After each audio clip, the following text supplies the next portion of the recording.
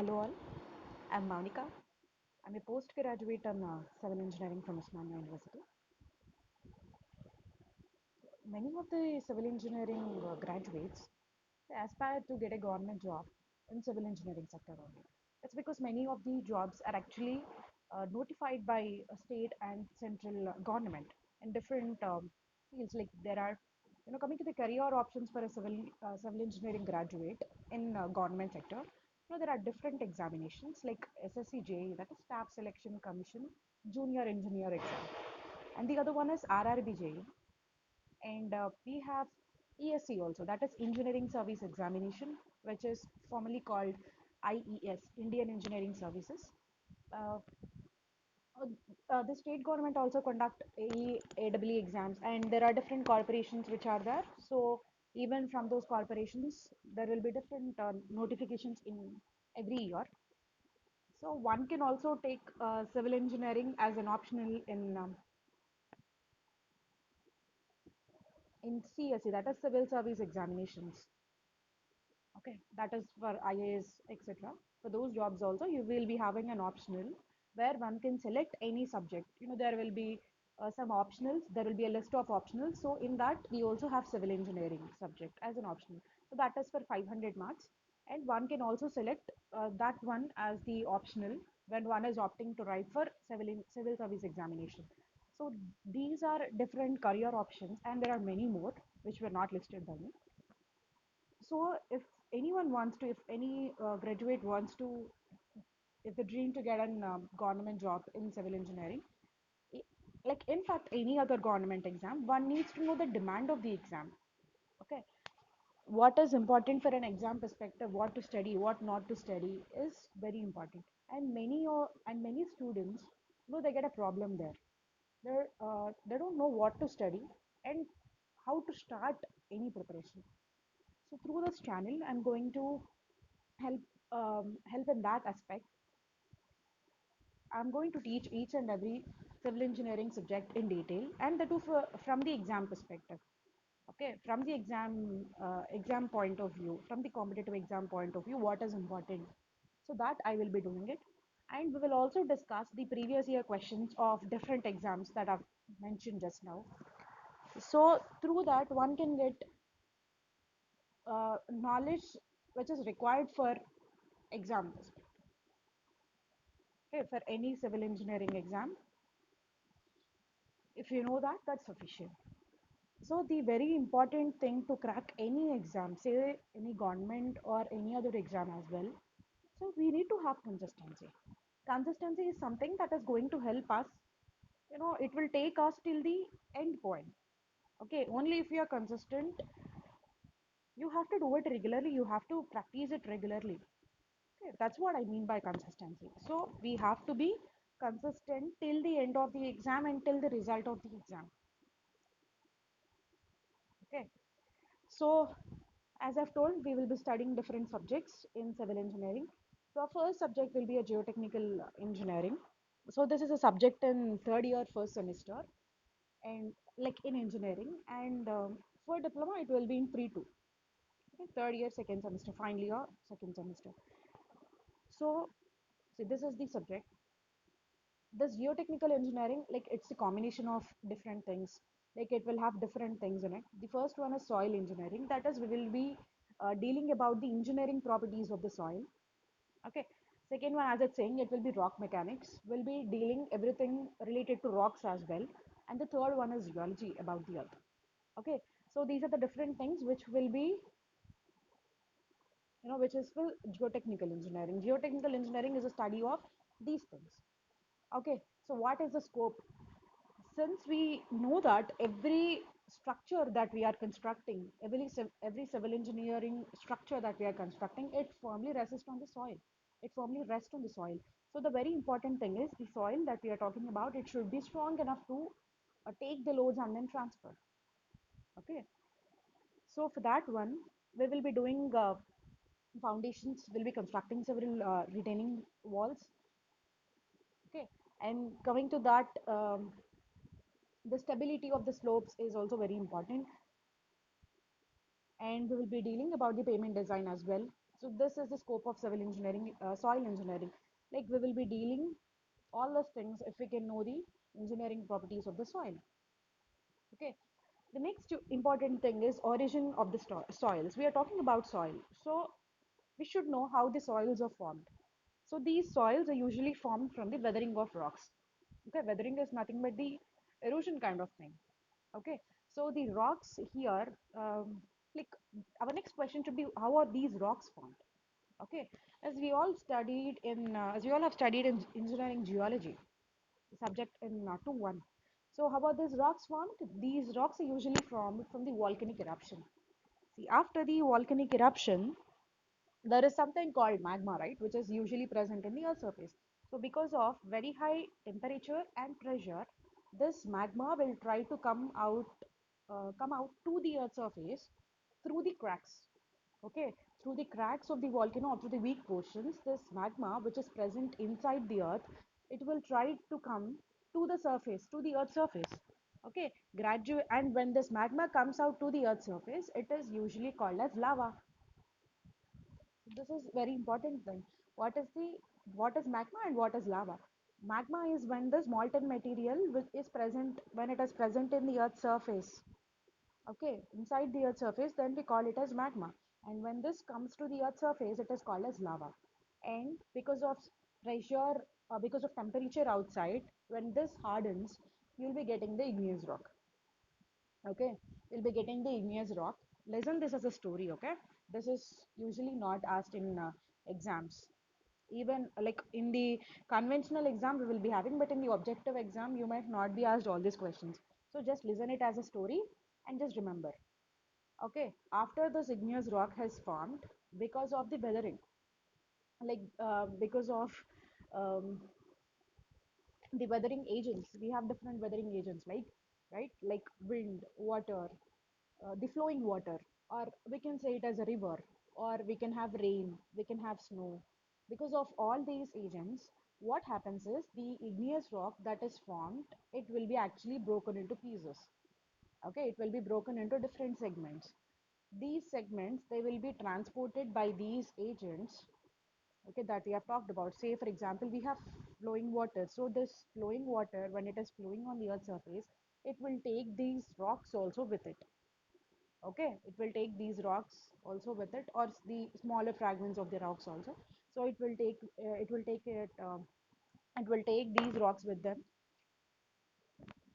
and these gets deposited at somewhere else. Say for example, if the weathering agent is river, then it will be depositing it in the river itself. So this gets deposited. So layer by layer, because of these weathering agents, your rock will be or your fragmented rocks will be deposited at some place, which will give rise to a sedimentary rock. Okay, so that is how we get a sedimentary rock. The first rock that we have discussed is igneous, and the second one is sedimentary rock. And the third one is the metamorphic rock. This metamorphic rock is usually formed because of the high pressure and temperature. Say, for example, at a place,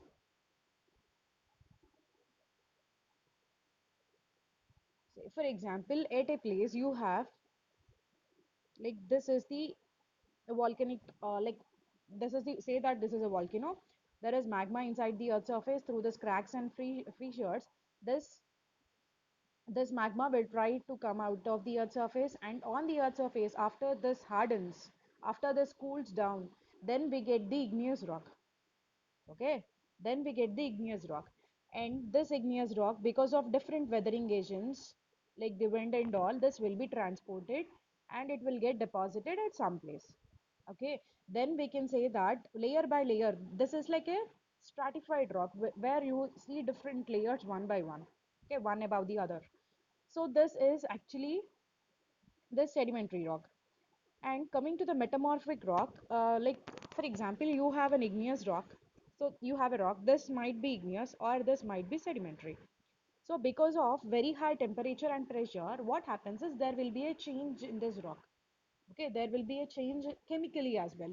So because of this high pressure and temperature, you will be getting a metamorphic rock.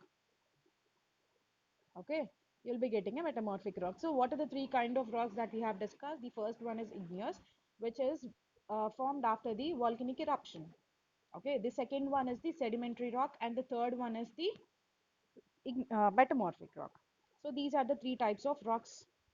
Okay, so like now, how are the soils formed? The soils are usually formed from the weathering of um, these rocks. As we have discussed, there will be different agents, weathering agents. You know, for example, for example, say that this is an igneous rock because of water and all. As we all know, this rock will usually have some cracks, right? It will have some pores. So what happens, this water, it will try to penetrate into the rock through these pores. Okay, and when this freezes, when the temperature outside is very less, okay, when the temperature is below the freezing point, what happens, this rock will freeze.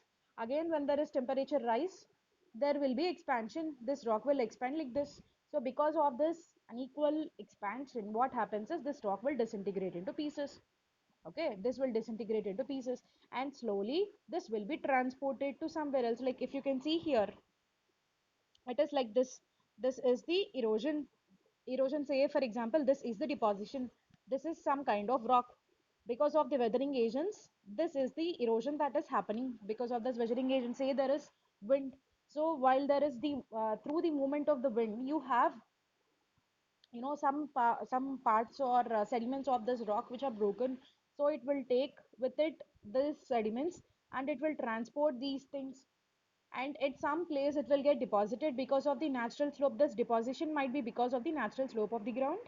Okay, if you can see, there is some slope to the ground, to the earth surface. So since there is some slope, this material that the wind has taken with it, it will get deposited, and slowly uh, like with time, this will increase in its volume, and there will be something like this, there will be an again hill that is formed.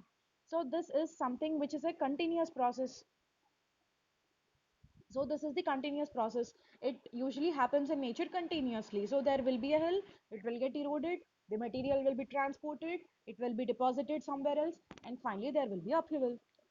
So this is how. And coming to the, like we have talked that there will be weathering, right? There will be disintegration of these rocks. So this disintegration will be because of two different things. First one is mechanical disintegration. This is also called as physical disintegration. In this, what happens is, because of these external agents that are acting on the rock, there will be only physical breakup. Okay, there will be physical breakup of the rock. So there will be a change in its volume.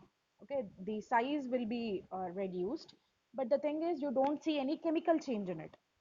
Okay, we don't see any chemical change in it. There will not be any chemical change in the chemical decomposition. The second one, in this case, what happens is, suppose that there is acid rain that's occurring at a particular place. Okay, so because of this acid rain, it will have different minerals with it, right? Different chemicals with it. So when this reacts with the soil, okay, when this reacts with the rock, in fact, when this reacts with the rock, what happens is, it will react, rock will have minerals in it. So this minerals or this chemicals in acid rain, they will react chemically with the minerals that are present in the rock, and that is how there will be a chemical decomposition of the rock. So here there will be chemical like there will be a change in the chemical composition of the rock as well. Okay, so this is called as a geological cycle, which is a continuous process in the nature. So this is the details about the origin of soils. So going to the next one, like types of weathering. As we have discussed, there will be a physical weathering. This will be because of temperature, different physical effects, like because of change in temperature, or because of abrasion, or like the weathering action of ice. We can have the penetration of plant roots as well. For example, if there is a root that is penetrated into the rock, what happens? Like it might disintegrate, right, in the future. So it might disintegrate, or it will decompose the rock as well. So this is how it happens. In this physical weathering, there will be no change in the chemical composition. And the very important thing is, this will produce coarse grained and non cohesive soils. Coarse grained soils, like it will have, there will be more in the size. These coarse grained soils are the soils, which are more in size. We'll get into the details and the sizes in the future classes. And coming to the non-cohesive soils, like we can have this sand will come under this non-cohesive soils criteria. We can have sand. Like what is cohesion? Cohesion is when there is attraction between similar type of molecules. But in soil, but in sand, we don't see that type of attraction. Okay, there will not be any attraction between the molecules, sand molecules. There is no attraction between one sand molecule and the other sand molecule. Then we can say that particular soil as the non-cohesive soil. So the example for a non-cohesive soil is sand. So the sand is an example for non-cohesive soil. And we can have clay, which is seen in this chemical weathering. So this is a kind of cohesive soil. So by physical disintegration, for example, if there was physical disintegration, then the soil that we can see there is coarse grained soil and non-cohesive soil. We can see sand. If there is chemical weathering, okay, this chemical weathering is because of all these things, because of oxidation. All these are chemical reactions that are taking place between the taking place in the rock by different agents. So this is the processes will be like oxidation. Okay, the next one will be hydration when this water reacts with the minerals that are present in the rock. So then hydration, carbonation, and because of solutions, because of leaching, because of hydrolysis and all, because of all these chemical actions, we can see this chemical weathering that is happening in the rock. Okay, so in this case, the rock minerals which are there originally, they will be like converted into this clay minerals. So we can, the end product will be a clay mineral here. So it will result in fine grained and cohesive soil. So this is one of the important thing which, because of which I highlighted this in red color. I've made the differentiation, and the example here will be clay. Okay. So coming to the next one, coming to the type of soil deposits, we have discussed, right? There are different weathering agents like river, lake, because of river, because of lake, because of sea, because of this wind, because of glaciers, because of snow. So we have discussed all these things, right? So depending upon the source of deposition, like what is helping the soil in getting deposited somewhere else, we have discussed the case like wind case, right? In the previous slide, we have discussed that suppose that there is a wind that is flowing with it, it will take all the sediments. So here, so depending upon the agent that is or the source that is helping in the transportation of the soil, we have different type of soils. First one is the case when the river is transporting the soil. Suppose that there is a river flow, and because of that river flow, your soil is being transported to somewhere else. So here the type of soil that is formed is alluvial soil. So this table is very important. Okay. And one more thing I forgot is please make your own notes out of this one. Okay. Don't depend on PDFs or screenshots, everything. So please make your own notes so that it will be easy for you to revise. Okay. Every now and then you can revise it. So please make your own notes. And if the source of deposition, that is if lake is responsible for the transportation of the um, soil, then we can have that, then we can call that type of soils as lacustrine soils. Okay, so this was the question which was asked in IES. So now it was called as ESE. So previously it was called as IES. So in that exam, even in these days also, it is this question, or this table is very important. Okay, so the next one is if the source is the sea. So because of sea water, if the soil is being transported, then that soil is called as marine soil. Okay, then that soil is called as marine soil. If there is wind which is helping in the transportation, then the soil formed is called as aeolian soils. Okay, it is called as aeolian soils.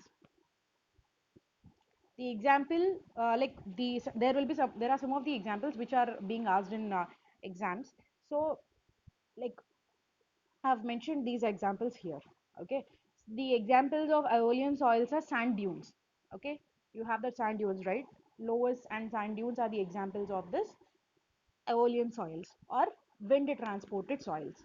And if the soil is being transported because of the gravity, okay, because of the natural slope of the ground, then that soil that is formed is colluvial soil.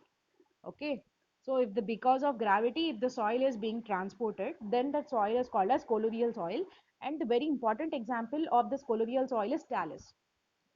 Please remember these examples also. In exam, they'll ask like this. Talus is an example of dash soil, dash source. Okay, or talus is an example of dash soil. In option, you will be getting some of these options. So you have to pick up that colluvial soils option. Okay. Next one, if the soil is being transported because of glacier. Okay, if it is glacier that is transporting the soil, that is depositing the soil, then that is called as glacier deposited soils. So we have three different important examples of this particular soil. These examples are very important. It is drift, till, outwash. Okay. So for example, if there is a soil which is on the parent rock, there is some rock and the soil is on the parent rock itself, then we can call that particular soil as residual soil. Okay, since it is at a place where it has been formed. Okay, it has formed there only, now also it is there only. Then we can call that particular soil as residual soil. The transported soil is when your soil is transported from the parent location to some other point. Okay, if these are the agents which are helping it, these are the agents that are transporting the soil, then we can call that particular soil as transported soil. Okay, so the first one is residual soil, where your soil is residing at the place where it has been formed. The second one is the transported soil. It has been transported to somewhere else because of these agents. Okay, so this is about these things. And coming to the types of soil, like in exams, these questions will also be asked. Like which soil has the highest percentage of montmorillonite mineral, or bentonite clay has dash mineral in it. These might be the questions. Obviously, your questions will be in MCQs only. I'm, however, telling the way they are being asked in the examinations. So here, your bentonite clay will have the greater percentage of montmorillonite mineral in it. Okay, so there is this mineral which is called as montmorillonite. What this does it, this is the mineral which is responsible for excessive shrinkage. No, it will swell more and it will shrink more. Okay, so this is the mineral which will help the soil in expanding in itself. So there will be huge expansion if there is this mineral present in the soil. Okay, this is highly plastic, that is it cannot regain its shape that easily. Okay, there will be like permanent deformation in it. And the second thing is that it has high swelling and shrinkage. Okay, whenever you see this kind of mineral that is present in the soil, usually this shows more swelling and shrinkage. Okay, then how is this formed? How is the soil formed? It is formed due to volcanic ash. Okay, because like after this volcanic eruption, it is formed due to the volcanic ash that is formed. And here the spelling was given incorrect. It will be underwater. There is no e. Okay, it is used in underwater construction whenever we are using whenever we are constructing anything underwater. Okay, then we will be using this type of soil. And the next soil is black cotton soil. Okay, even in this black cotton soil, what is this black cotton soil used for? It is mainly used for the growing of cotton, right? So this is the soil which also has highest percentage of montmorillonite mineral in it. So because of this mineral, there will be high swelling and shrinkage as well. The very important thing is that this soil will have low bearing capacity. That is, it cannot resist loads that are coming onto it. When there is this particular soil kind of soil that is seen in a particular place where you are going to construct anything, so you have to make sure, like in any type of construction, before starting anything we have to know the soil properties. Okay, so soil properties should be known, they should be investigated first before constructing anything. So these soil properties, they'll let you know whether you can construct or whether whether you can construct a building or not. Depending upon the soil properties only we are going to decide. Okay, this thing will have less bearing capacity, that is they cannot take so much of loads. Okay, the capacity to bear the loads is very less in this type of soil. So usually in the field, if you encounter this type of soil, what we'll do is we'll do some reclamation methods, or we'll do some stabilization methods to the soil. We will mix the soil with some with some material so that they gain proper strength. Okay. Next one is, how is it formed? It is formed because of chemical composition of basalt. Okay. Basalt is an igneous rock basically. So this is formed due to the chemical composition of basalt. Okay. So these are also different type of soils. Loamy soil is when this soil has usually different things in it. Like it will have sand, it will have silt, it will have clay in it. Okay, these are the three different things that this loamy soil consists. And this is also called as garden soil. Okay, so if in the question dash soil is also called as garden soil, they'll give some other options like this: bentonite clay, black cotton soil. One option will be loamy, and the other option will be something else. So you have to know this one. It is loamy soil, which is also called as garden soil, and the composition of that soil is nothing but sand plus silt plus clay. Okay, and indurated clay. The next type of soil is indurated clay. So this is the soil that is formed after the hardening of clay. For example, you have clay. So because of high temperature and pressure, that is present at that place, then because of these things, the clay will harden. So that type of soil is called as indurated clay. Okay, organic soil is when you have soil plus the decomposed matter with it. So this decomposed will be some vegetation, some plant, byproduct, or it might even be a dead matter also. Okay, you might have any animal body that is decomposing or that is decomposed. You can have plant roots and all, or plant leaves. Okay, all this will be decomposing after particular time, right? So if your soil is having this decomposed vegetation and dead body, then it is called as organic place. Okay, muck is when you have inorganic and organic matter in the soil. You have both organic is something which will be decomposing after certain time, like it is formed by the decomposition of some living thing. Okay, for example, there is a dead body, dead animal body, or there is a plant. It will decompose after certain time, right? So that if the soil is having that, then we can call that particular soil as organic soil. If the soil is not having that, then we can call it as inorganic. If the soil is not having any decomposed matter or any decomposable matter which might decompose in the future, then your particular soil is called as muck. It will have both inorganic and organic matter with it. Okay, the next one is peat, which is a fully decomposed organic matter. It has fully decomposed organic matter in it. Okay, then the next one is humus. Humus is usually the top soil. Okay, it is the top soil. It might contain partly decomposed organic matter. Okay, partly decomposed because your plant leaves or a tree leaves or branches, no, they'll be on the top surface only, right? Top soil only. So this will have partly decomposed organic matter with it. Okay.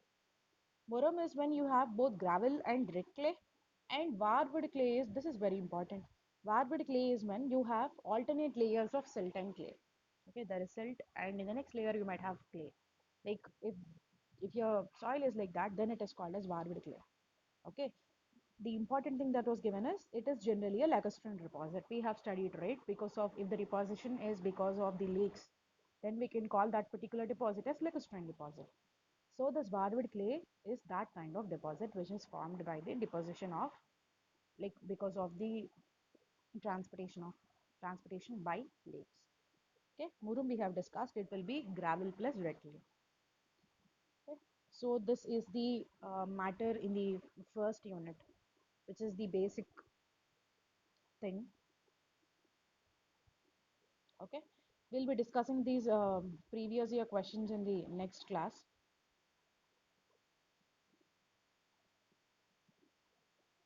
Okay, so let's now go with them in this class only. So WOTF is nothing but which of the following. Okay, which of the following is a deposit of glacial origin consisting of unassorted mixture of boulders and clay particles. So this will have boulders and clay particles. So which of the following is this one? Okay, so this was the question. Please take a few seconds time or minute time and then go to the answer. Glacial deposit. The key word here is glacial deposit. So which of the following is a glacier deposit? It's still we have discussed, right? See this one. Loess is a wind deposit. Talus is a gravitation depart is by gravitationally. So it is the source that is, it is a soil that is formed because of gravitation. Okay. Drift, till and outwash is a glacial deposit. So what is asked here? So which one of the following is glacial origin? It is because of glacial glaciers. So that is till. Okay. What is talus? Talus is a product because of gravitation. Okay. Soil that is formed because of gravitation. So the next question is, what is water transported soil? What is water transported soil? This was the question which was asked in TSPSC AEE 2015. So what is this water transported soil? Alluvial, right? So loess is a wind deposited. Glacier is deposited by glaciers. Okay, marine is by seawater. So what is this? It is alluvial soil. The next one is the end product of weathering that has been transported downslope under the influence of gravity. Okay, under the influence of gravity and is accumulated at the base of the hills and base slopes. See, sometimes we find to see these kind of questions only which we might have studied, you know, we might not have studied anywhere. Ikkada చదివున్నాం. No, that kind of questions also we will see. So the answer for this question is diluvium. See, there is one important thing which should be noted. You should be getting every easy question. You know, you might not attempt a hard question. That's okay, because if it's hard for you, it might be hard for other people also. So you need not worry if you're not able to, solve the hard question. But but the very important thing is you have to solve each and every easy question correctly, because that's where the gap will be created. Okay, easy question will be attempted by everyone, so you should not miss those kind of questions. Like this one, the previous one we have studied, right? What is water transported soil? If you make a mistake here, then that's the worst. Okay, here, even if you don't attempt this kind of question, that's okay. Okay, so the answer is diluvium, right? So these were some of the questions that were asked in different examinations. Like in the next class, I'll try to get some other questions also. I'll try to incorporate some other questions also. Please be prepared. Uh, no, please prepare this unit.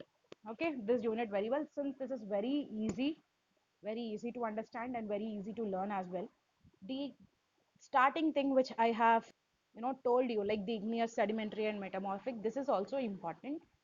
Some kind in some exams, they might also be asked, but that is very less, and we will be studying in engineering geology or the BMCP subject, building materials and construction planning. In that we'll study like what are different type of rocks that are present. Okay, what are the examples and all, we will study in that subject in detail. But here, like the major classification is important. Okay, the classification is important. First, you will have igneous rocks which are formed by the after cooling of the volcanic eruption. So after volcanic eruption, this lava will be will be seen on the earth's surface, right? So depending upon the viscosity that it possesses, it will be spread, like it will be spreading depending upon its viscosity.